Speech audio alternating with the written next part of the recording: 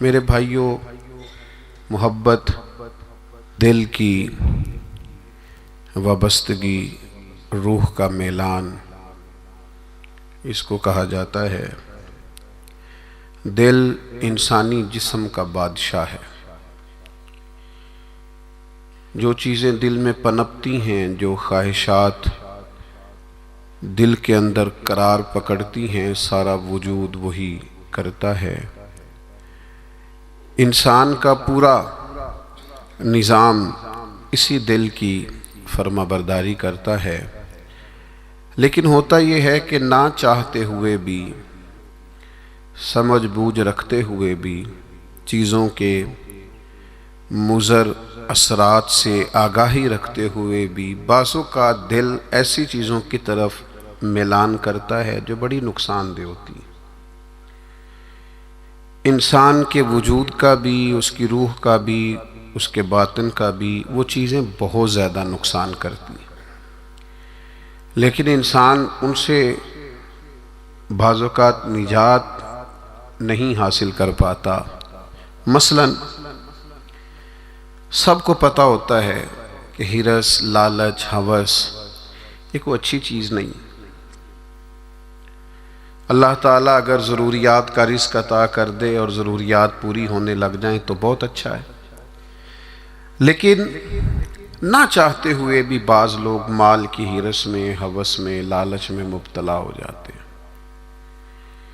یہ محبت دن بدن بڑھتی چلی جاتی ہے۔ وہ خود اپنے آپ سے کئی دفعہ سوال کرتے ہیں کہ یا دل تو نے تو ایک دفعہ یہ کہا تھا کہ بس میری ضروریات پوری ہونے لگ جائیں، 2 وقت کی روٹی چلنے لگ جائے، بچوں کے اخراجات نکلنے لگ جائیں، سر چھپانے کو ایک مکان مل جائے تو کافی ہے، اب تو کدھر نکل گیا؟ لیکن بہت سارا اس سے بڑھ کر اللہ نے فضل کر دیا، خواہش سے بڑھ کر عطا کر دیا، لیکن کہیں ٹھہراؤ نہیں ہو پا رہا، دل روک نہیں رہا۔ روز مال کی محبت، مال کا لالچ بڑھتا چلا جاتا ہے۔ یہ اس قدر زیادہ نقصان کرتا ہے کہ نبی کریم صلی اللہ تعالیٰ علیہ وسلم نے ارشاد فرمایا کہ دنیا کی محبت ہر گناہ کی جڑ ہے۔ یعنی لوگ سمجھتے ہیں کہ معمولی بات ہے کہ میرے دل میں مال کی محبت بیٹھ گئی ہے، لیکن یہ بڑا گہرا مرض ہے۔ بعض لوگ کہتے ہیں نا کہ یہ مرض آ جائے تو اس کی وجہ سے 70 مرض اور بھی لگ جاتے ہیں۔ تو یہ دنیا کی محبت وہ مرض ہے، مال کی محبت وہ بیماری ہے کہ جس کی وجہ سے سینکڑوں امراض پیدا ہوتے ہیں، حلال حرام کی تمیز اٹھ جاتی ہے، رشتوں کا تقدس پامال ہو جاتا ہے، بہن بھائیوں کے رشتوں میں دراڑ آ جاتی ہے۔ لوگ اس مال کی محبت میں مبتلا ہو کر خونی رشتوں تک کو بھول جاتے ہیں۔ تو اگر محبت کو صحیح رستہ نہ ملا، یہ محبت الہی اور محبت رسول صلی اللہ تعالیٰ علیہ وسلم کے خوبصورت عنوانات کی عادی نہ ہوئی، تو پھر یاد رکھیے گا کہ مال کی محبت تو پورے طور پر اجاڑ دے گی، اندر کو تباہ کر دے گی۔ ایک دوسری محبت بڑا نقصان کرتی ہے، وہ ہے شہرت کی محبت۔ میں چاہا جاؤں، میری شہرت ہو جائے، لوگ مجھے جانیں، کوئی ایسا طریقہ اپناؤں جس کی وجہ سے دنیا کے اندر فیمس ہو جاؤں، لوگ میرا نام لینے لگیں۔ آپ یقین کریں، سوشل میڈیا کے اوپر بڑے بڑے وزادار، بڑے بڑے باریش لوگ، بڑے بڑے اچھے اور اچھی قد و قامت اور اچھا نام رکھنے والے لوگ فقط مشہور ہونے کے لیے وہ حرکتیں کرتے پھرتے ہیں کہ کوئی بھی سنجیدہ آدمی دیکھے تو شرم سے اس کی نظر جھک جاتی۔ یہ شہرت، اس کا لالچ، یہ شہرت کی طلب اور شہرت حاصل کرنے کے لیے ایسے خطرناک طریقوں کا حصول، شہرت حاصل کرنے کے لیے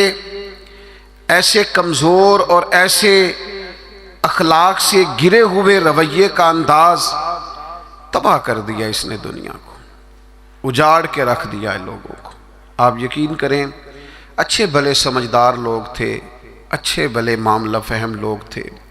الجھ گئے ہیں۔ ذہن بن گیا ہے کہ بس جو کچھ ہے وہ یہی شہرت ہی ہے۔ او میرے بھائیو سنو، حضرت مولا علی شیر خدا فرماتے ہیں، مصنف ابن ابی شیبہ میں موجود ہے، حضرت مولا کائنات فرماتے ہیں اسے مبارک ہو جسے تھوڑے لوگ جانتے ہیں۔ وہ قابل مبارکباد ہے جس کا تعارف کم لوگوں میں،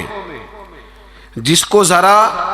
زیادہ لوگوں میں جس کی شناخت نہیں ہے۔ میرے بھائی، آپ کبھی ان لوگوں سے پوچھ کر تو دیکھو، ان سے کبھی ملاقات تو کرو جو بڑے مشہور ہو گئے،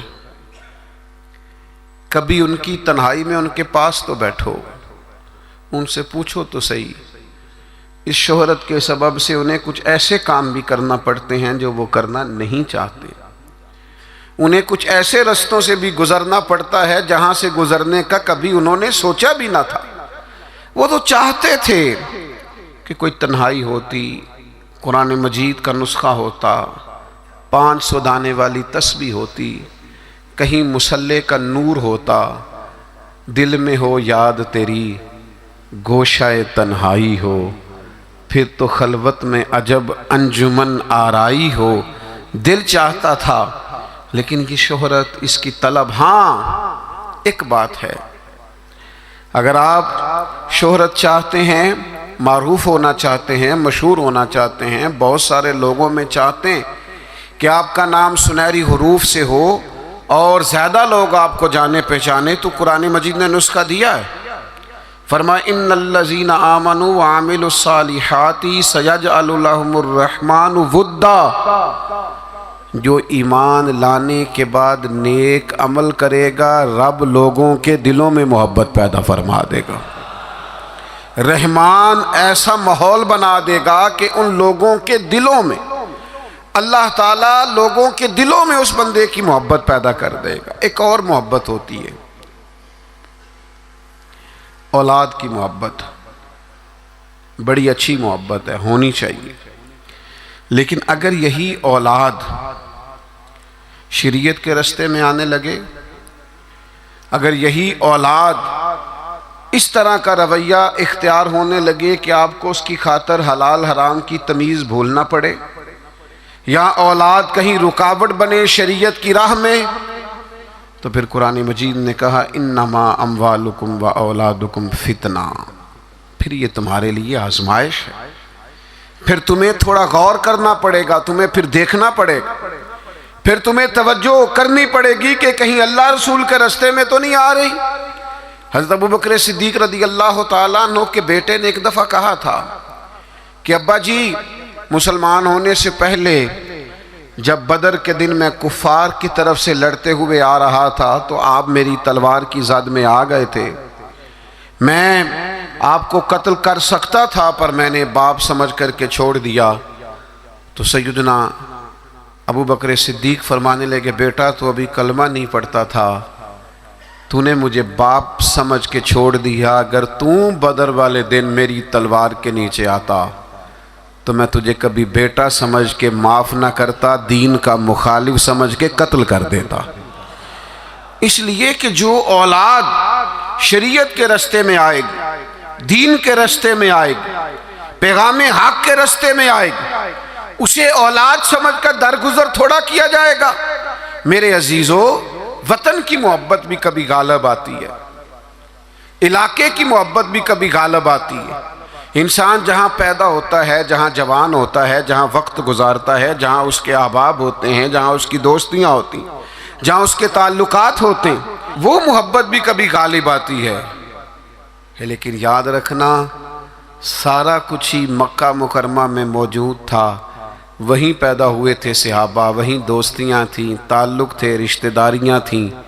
لیکن جب پتہ چلا نا کہ محبوب کو مدینہ پسند ہے